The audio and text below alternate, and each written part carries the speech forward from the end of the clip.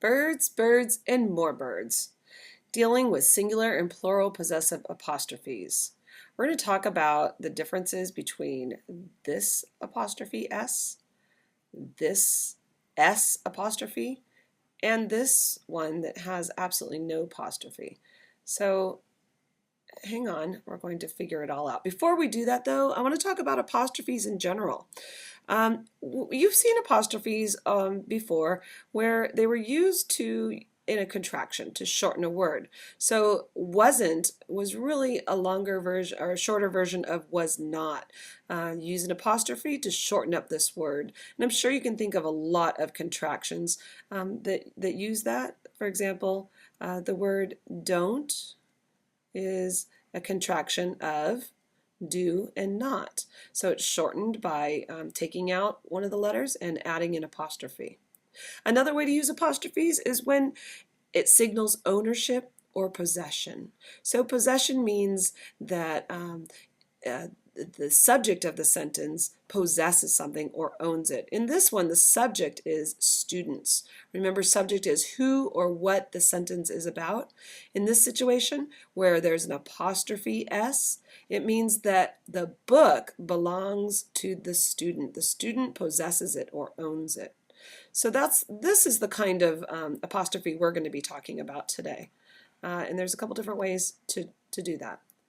The first method we're going to talk about is where you'll notice there's no apostrophe at all. All that we have here is bird's nest.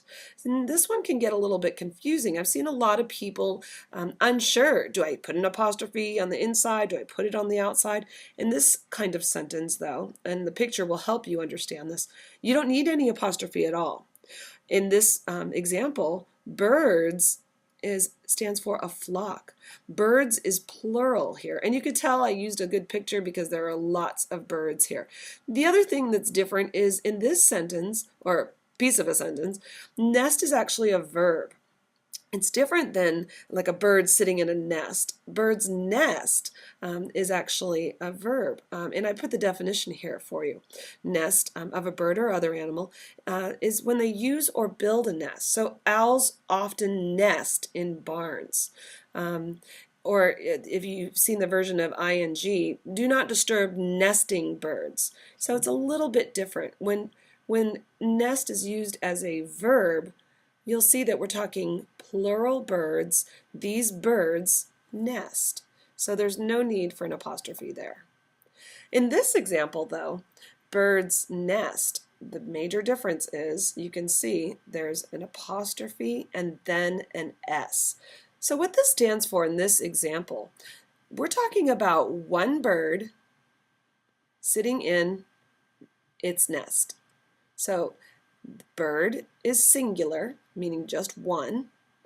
And since there's an apostrophe S, it stands for the nest belongs to that bird. So it's singular possessive.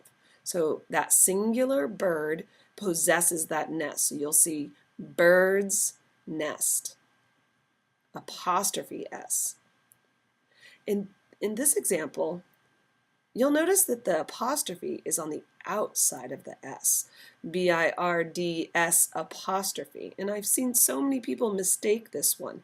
When you see this one, I want you to look at the base word here. This stands for many birds. And I gave you the picture so you would be sure you understood this.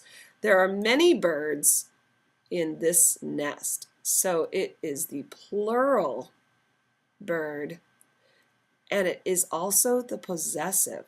It's a nest belonging to more than one bird, and that's what makes it plural, more than one bird. So in this situation, instead of doing another apostrophe S, that would look awfully funny if you did B-I-R-D-S